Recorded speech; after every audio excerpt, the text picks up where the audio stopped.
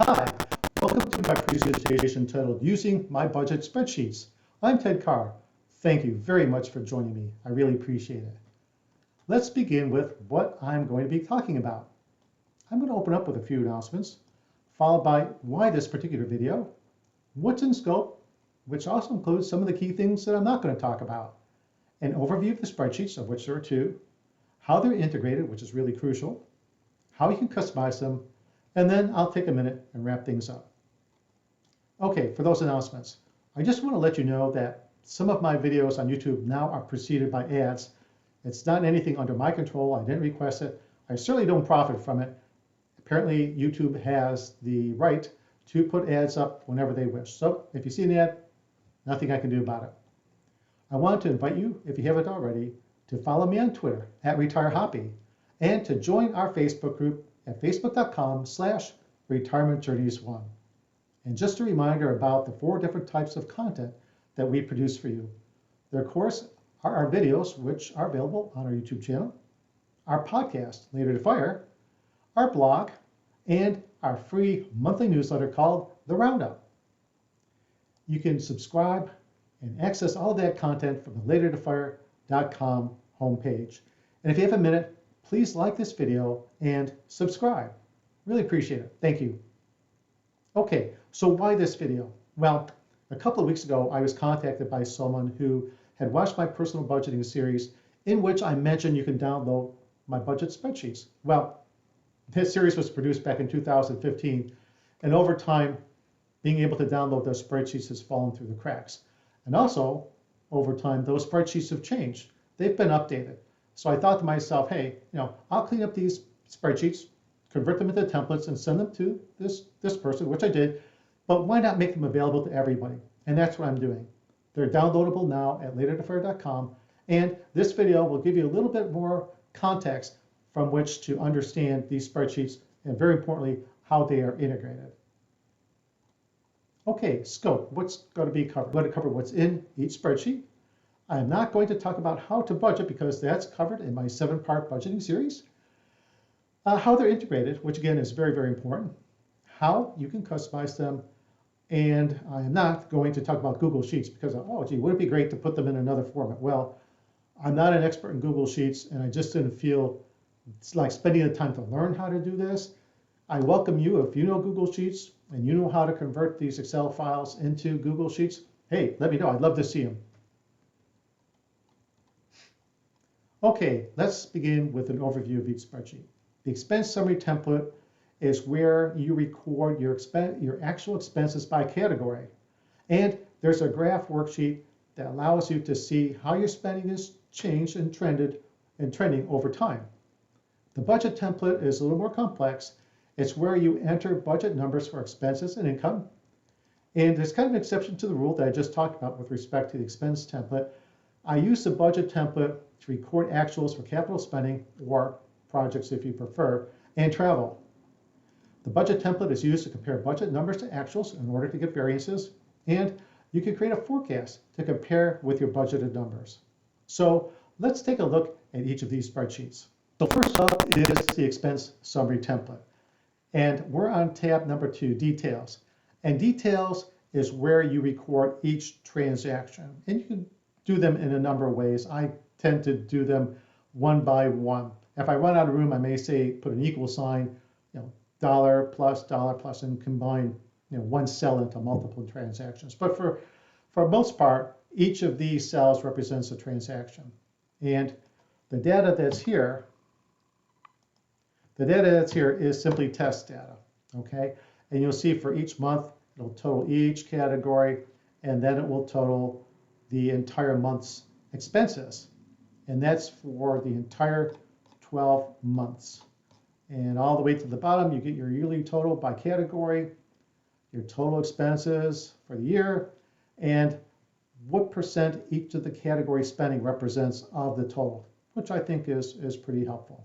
Okay, so that's to record your details, except for, and I'll get into this more, on a quarterly basis, that would be March and June and September and December. I'm getting these actuals from the budget template. And you'll see where when I get into the budget template in a minute or two. And that's just a quirk. You can change it if you wish. If you prefer it to be more uniform, that's fine. Now the summary tab. All of this information, which totals 1543, is then summarized into this details tab. And there's your 1543. Same categories, same months, just hides the details. And I like to have it, of course, for the current year, and I show the previous year because I like to see how things are changing year over year. The red, yellow, green is simply my way of highlighting the categories that represent the top 3 spending categories. So again, that totals up. I have my quarterly numbers, and pretty straightforward. This tab here is where it's in graphical form, right? So you can see your spending over time. So that's just a nice little thing if you're into it to see your spending represented as a graph over time. So let me just show you real quickly what I'm talking about here. I'm going to go back to January, and I'm going to add, let's make this $99. So that takes this to 109 and that to 208. There's your 109, right? And your 208. So that's how these things are tied together. That's what I would call an integration. And that holds true for every one of these. That's where you record it and change it. So you can just get rid of this data and you're ready to rock and roll. So let's take a look at the budget template. So here's our budget template, which has more functionality, more information than the expense summary. Starting with the budget for this year. And you manually enter in this number. You can cut and paste from a previous year if you have the numbers from that and then just modify those numbers. That's what I do actually. This is, again, just test data to test out all the formulas and calculations. And here is where you compare your budget to your actuals. And if you remember, we had changed the one of the expenses under gas and auto by $99, which made that actual 109 for January, and I think it was a 208. So that shows an integration between this template, the budget template, and the expense summary template. And all of these actuals are derived. You'll see expense template. They're all derived from the expense summary template. And what you can see then is your budget, which comes from here, right? So here's your budget for January, here was your actual, and here's your variance. And that's the way it works for the entire year. Pretty straightforward. And again, that shows you how the two spreadsheets are integrated. Now, I'll get back to this category. Let me just go here for a minute since I mentioned it earlier. So this is one of the 2 exceptions for recording actuals. Here's my my travel budget for 1Q, 2Q, 3rd quarter, etc. And you put your estimates in here for your budget, and then your actuals come in here. And what I do for my actuals is something along the lines of, I would say equals, this plus this plus that. And so that would be my actuals. And then I would put a comment in here and then break down each of these numbers that are represented in this calculation, right? So it would say, $12 was for room and $56 was for gas, whatever. And that this actual here, it's $89. It's going to work its way through all of these different spreadsheets. Here's the $89 here. If I were to go back to the expense summary template, that $89 will be reflected in the expense summary template. And the same is true for capital spending, though it's a little more laid out a little clearly than the travel. So I could go in here and say, okay, there's $124. I'll put another $100 here. That's 224. So we hope that 224 is here. And on the expense summary in March, there will be $224 there as well. So that's just one exception for these two categories, travel and projects, where the actuals are captured in the budget template, but they're reflected back into the expense summary template. Okay, kind of beat that one to death. So there you go. There's your actuals versus budget and your variances, and of course, your budget. Here, the same thing holds true for income. I've got income by earned income, which is wages or self-employment, subtotaled, unearned income, it could be rental, annuities, dividends, whatever. Total monthly income, actual income, again, you plug these numbers in here, you plug in your budget, and you plug in your actuals. They don't come from any place else but what you put in. Then all the way at the bottom, you get your total monthly income. That's your actuals in green, and there's your budget, and you get your variances between your earned, unearned, and your total. So there's your income.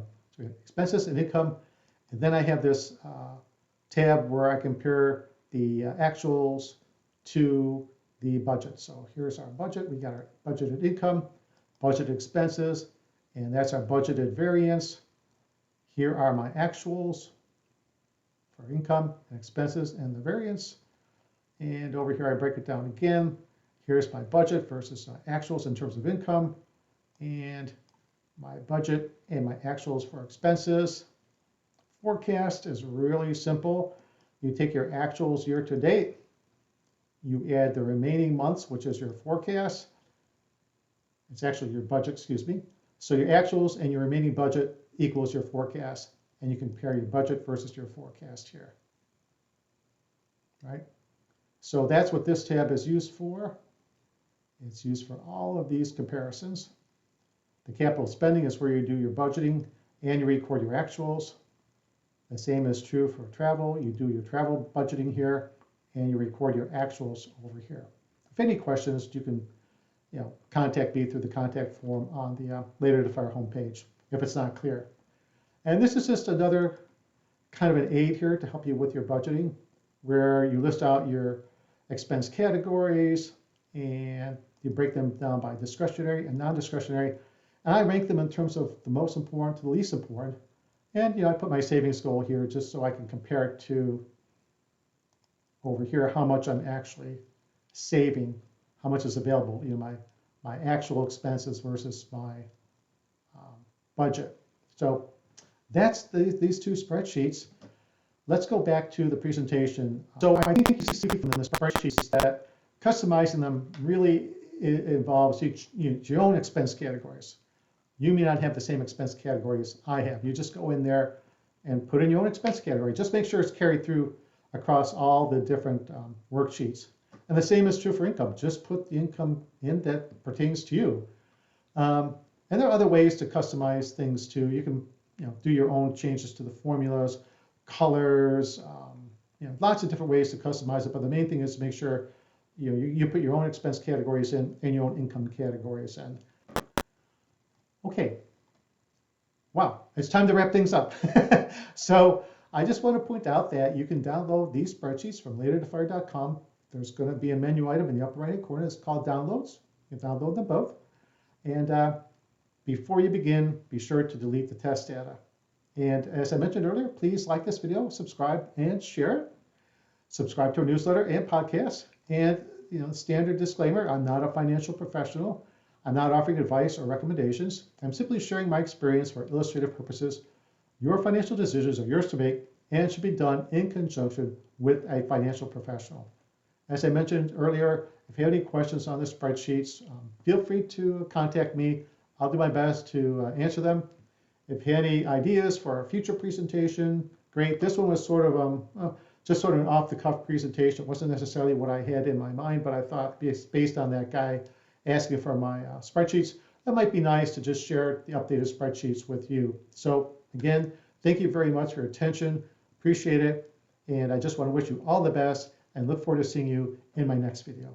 Cheers.